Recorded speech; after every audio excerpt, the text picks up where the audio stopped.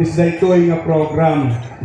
But the Symphony of Culture will not end here. Yeah? Kasi di ba Galileo Taday nang ganyamat niya nga this will be the start.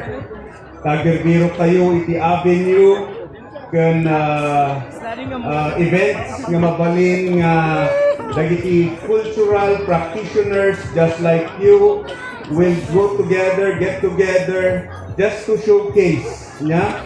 Kat kahit kung I congratulate each and every one, the schools, the organizations who participated in this first Symphony of Culture, the parents, kakaragay parents nga nang allow palagi children nga makiparticipate iti dayto niya. Children, thank you very much. Yeah? And continue learning. Continue learning. This is my charge to all the parents who are here.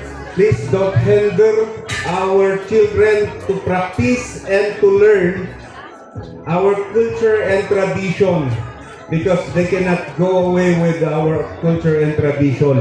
Uray noy natin papananda ag abroad daman, ag balindaman nga professional in the future, yeah? They will always go back. Yeah? They will always go back. Kita Dalton na natin nagapuanda. And one day they will be proud. Nga ninana kung tatang handa nga inpaidam dijay nga panakakal. And to the high school or to the youth, continue learning still. Yeah?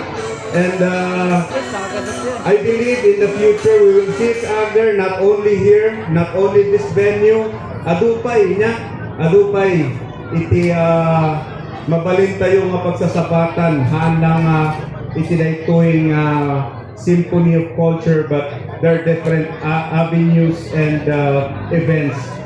Kat kuma dagita nga arami jo handa ang gapos nga na-invite kayo.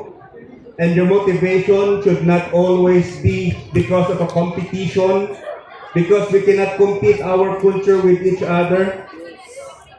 I myself, I don't like competition. Yeah. I had that for invitation as a judge and to rate. I said, nangabak na amin nun. No siya kailan yung a judge.